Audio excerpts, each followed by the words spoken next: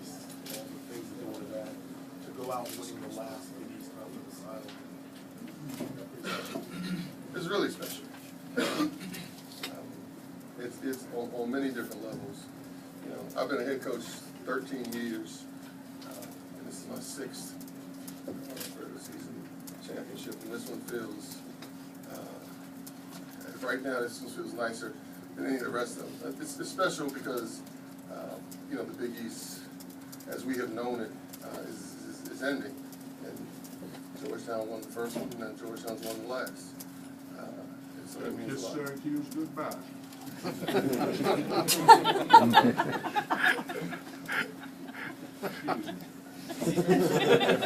Coach, it's always good in the game of basketball when you're playing your best basketball at the most important time. So how do you feel about where your team is entering the Big East tournament and subsequently into the NCAA tournament? We're going to enjoy it. Normally I sit here and say, we're going to enjoy this win until we get back to campus and start focusing on the next game. Since I'm not sure who we're going to play the next game, we're going to enjoy this one the rest of today. Right? And then we'll come back to earth and get refocused. I mean, one phase of the season is over. You know, the regular season is a phase. We accomplished what we wanted to with that. Then the Big East tournament is the second phase. And then the NCAA tournament is the next phase. So as it relates to that, hopefully, you know, we can keep getting better. We're better today than we were last week. And hopefully we'll be better next week than we are this week. What made you go back to man in the first half after playing sometimes? We were guarding them better man-to-man than we were zone. You know, as they are well coached, and they made some adjustments, as he always does, to how we were attacking their zone, our offensive stuff. They took a lot of things away that we got up in the dome, and I just thought our guys, we were guarding. They weren't getting anything easy, and so we just stayed man-to-man. You hold those guys to 39 points. I think it was 36% field goal shooting percentage. It's got to feel good. That's got to be more than just good defense. I mean, the guys have to own that, right? I mean, they have that mentality of defense. They've got to own that, right? Georgetown defense? Yes, sir. There you go. That's what it is. I mean, our guys have owned it. We've been pretty. You've heard me say after almost every game, we've been pretty good defensively most nights this year. And our guys take pride in not only the one-on-one challenge of I need to stop my man, but to understand that the other 4 people have to support. And they've done a great job, I've said this all year, of helping each other. John, you grew up with this rivalry with your father, obviously. How much sweeter did that make it to beat them? And it's the last, you got one, the first one, you got the last one. I'm sorry, can you say that again? You grew up with the rivalry with your father, so how much sweeter is that? Because, you know, he got a few and then you've got the last one. It's sort of a... That makes it very special. I mean, there's no doubt that makes it very special. You know, in our group, let me just say this, because I want to talk about winning this regular season. I don't want anything to get clouded. It's not over. You know, we hope to go up to New York and play well and win that, and then we hope to play well and win the NCAA tournament. So what I'm about to say, I'm not saying we've accomplished our goals by any stretch of the imagination. You know, but when last year ended, you know, I told this group we expect to win the regular season Big East championship this year. You know, when the school year started, I told them again. When we were 0-2, I told them again. And they listened. You think you guys had a couple possessions in the first half where you might have overpassed, didn't take open shots, and whereas in the second half they took shots. I can't remember right now, Ron. By nature of the question, I guess the answer is yes. But I honestly, I cannot remember right now. Coach, you sent Otto into the zone, you know, around the free throw line. Made a lot of good decisions today from there. Did you feel like, you know, if you could have, maybe if the ball could have found him more, the game would have gotten, you know, more secure earlier on? It seemed like a lot of times guys were hesitant to try to get the ball in there. So it's fine, it's cool. Yeah. That sounds good. The 2 of us sitting here, they know we wanted to get it to him in the middle, and they did a very good job of not letting us do that. And so it's not just a question of, hey, Otto, go stand in the middle, throw it to Otto, make a play. They were trying to take that away. In the second half, collectively, we figured out and found some different ways to enter it into them. which opened some things up, which is why we were able to get it to him more successfully in the second half than we were in the first half. And then once he got in there, they were almost matching up man to man with him. And so, as he has done, as all of our guys have done, you know, he was able to then start picking them apart and finding open guys, open teammates. Can you just talk about Starks and ESR shooting threes to alleviate concerns over the fact that Otto didn't even take a shot for the first 12 minutes? Well, I said this, I may have said it to you. You know, when we played up there, obviously Otto had a terrific game. You know, but as you look at the tape and prepare for this game, you know, something, and you can't go into this second game and say, oh, Otto's just going to do the same thing all over again. The one thing, as I prepared scouting report and prepared the game plan, I felt that both of these guys, Markel and Devontae up there, got open looks that they normally make. And I was pretty comfortable and confident that if we got them the same looks, they weren't going to shoot like they did up there. And so them making shots, you know, the fact that how they were focused in on Otto, they got open looks, their teammates throwing the ball, they put the ball home. If you would take one more about the significance of winning the regular season title. You promise there's just going to be one, you're speaking for everybody? One for me. Given what you've come to know about the Big East as we know it in your years here, what to you does it say to come through a regular season in this 16, 15, whatever variation there is now, league, and have the best record? That I think it does, and you have to be a resilient team because this conference is full of terrific coaches, terrific players. It's an outstanding conference. So to come out and end up on top, you have to be a resilient team. You said you did butterflies. How did this game, this magnitude? You know, this is crazy. I called my wife this. We stayed at a hotel downtown last night, and last night, you know, maybe, definitely for the first time this year, you know, I went to bed, was knocked out, and didn't wake up until we had to go to breakfast this morning. So I slept well last night. We were prepared. We were prepared for this game. Our guys understood what it meant, and I knew they would come as well. Was there ever any, I guess, concern, Coach, that answer being what it is, and yet when the student athletes walk out on the floor and you see Patrick Ewing, Alonzo Mooney, was David there, Wingate, David Wingate, Michael Brown, I mean, Mike Hancock, John Jones, was there ever a concern of the list goes on and on. Mark Tillman, Was there ever a concern with? Jesse Sapp. Good point. I mean, just how would they harness the emotion of the day? I mean, No, I wasn't concerned about that. These guys understand the history of Georgetown basketball and the tradition, and you know they were ready to play. So it's an emotional day. It's an emotional game because of everything else at stake. It's emotional on many different levels because it's just the last regular season home game for this team. It's the last time that we're going to play Syracuse as conference opponents, which this rivalry, this tradition has meant a lot to us and to them. And C is you're playing for the title. So I mean that's as much weight as having Pat and Alonzo and Sid's narrative sitting there. I would say it's a pretty good company right now. With the Big East morphing into like this 16-team league, do you think that the Big East is harder to win today than it was in your dad's day? Make sure you hide them. Let your dad answer that question. What do you think, Pop?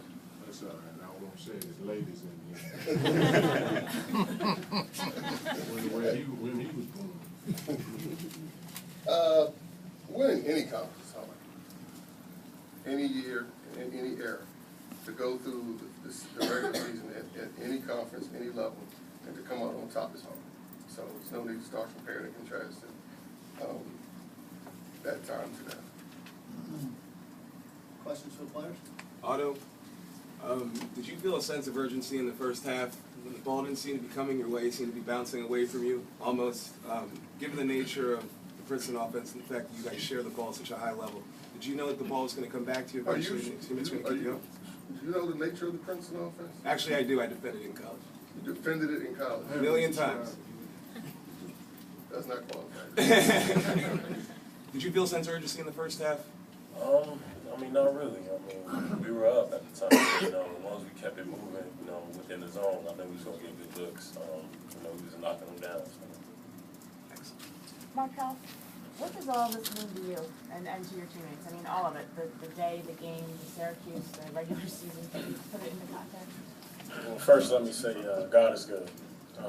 I think, you know, we can get all caught up in the hoopla, but all this wouldn't happen, you know, without the power of God. But to your point, this is outstanding. Obviously, like Coach said, we came into the season with a goal. And, you know, obviously, you know, a portion of the goal has been accomplished. But at the same time, you know, we still have a lot more of the season to play.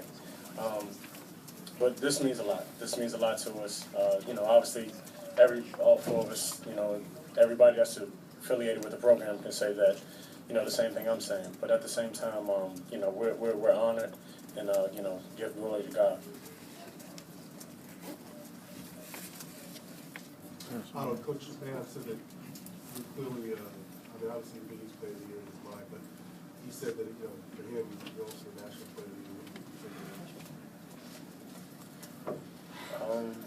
I mean, what's not to think about it, you know. You got your coaches telling that you up there with the national player of the year. I mean, that just makes me want to work even harder, you know. Just hearing my name up there makes me want to continue to push. You also say take the first NBA draft. Bayham said this. What's that? See, normally people in this league start saying stuff like that when they want your best player to leave. That's normally, Coach Calhoun was the best at that. You know, and so since they're leaving, I don't know why he's doing it now. You know, but I agree. I know you were held to 10 points, but obviously you contributed with the assists and the rebounds. But how comforting is it knowing that you have guys like Devontae and Markel who can step up on offense and make those plays? I'm extremely confident in them. I mean, I know what they're capable of, and I know that, you know, with the right time, you know, they'll be able to knock down the shots. And so the whole game, I was just trying to, you know, get open looks for them, you know, putting pressure on defense, you know, with me in the middle, you know, making everything else come up. Markel, how much did the atmosphere today help you and your team out there? It was a boost. I wish we can get turnouts like this when we play like teams early in the season rather than now. That would be fantastic, but, you know, we'll work on that. At the same time, it was, I mean, come on, you were in there, you know, you felt it. But I always tell you that whenever you come up to the school, you know, you can feel the energy in the building. It was great. It was great, you know. Obviously, wish we, like I said, wish we could have had some of that earlier on in the year so we could be, you know, used to that type of environment. But it was great. Markel, I couldn't catch up with you after practice yesterday. Is that because you were working on your shot? No comment. Markel, you guys had a couple of big defensive plays in the first half. You and Devontae too, a couple of big steals. Do you think that helped you your offense get going as well? You adding confidence from that? I mean, it definitely helped me get going. Just to, you know, keep bringing energy to my team. Defensively and offensively, I began to knock the shot down.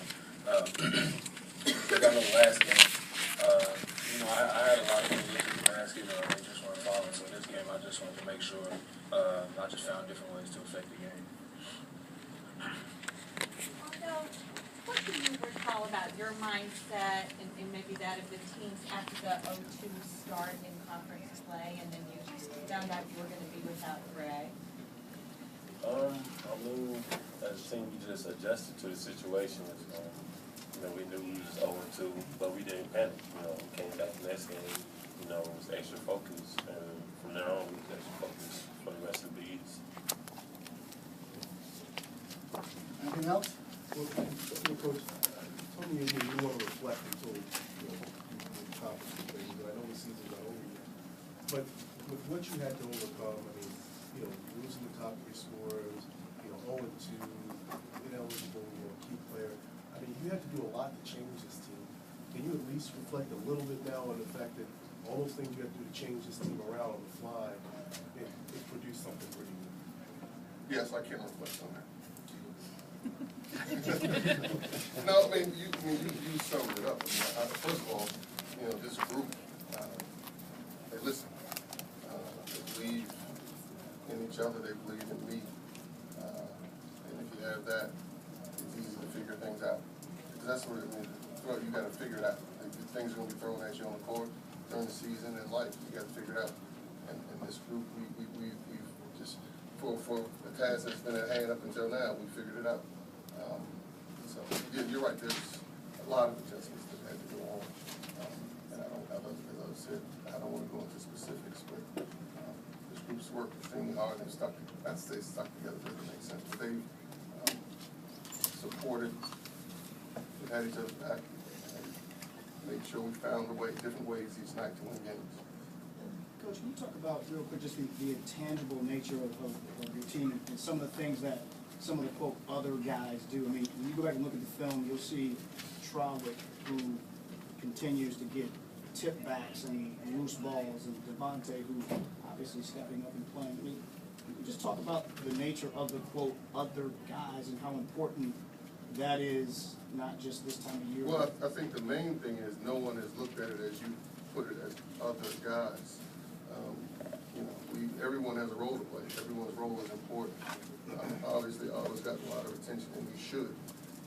But he understands, and all of us understand, everyone in the locker room understands, everyone has a role to play on every night. Everyone has to do their job. And I think this group, top to bottom, across the board, you look at someone like Mikhail Hopkins, who had the best year in the world, who comes in 7 rebounds today. A couple of them we needed. So I think all year, Jabril, the first time we played Syracuse, is penetrating and kicking the ball out was key. This time, as you said, he had a couple of key rebounds and a couple more where he couldn't grab the ball, was able to tap it out to a teammate. And so that's what I mean. 2 or 3 questions ago, I said, you go in and you find a way to win. This group wants to win. I don't think anyone's thinking about themselves in that locker room. We're all just trying to figure out how can we win. D, how did it feel to get the last dunk of the game? Jabril got that. Oh, what's that? Was it? Oh, okay, you got a twin. All right. Everybody knows. You know I'm going to get that in. Introduce yourself, please. Timothy Stanford, Slam Dunk Radio and Dunk TV. So you got 2 dunks. Maybe, and I probably don't need to put maybe behind this. The best dunker I've ever seen. Thank you. Thank you. You're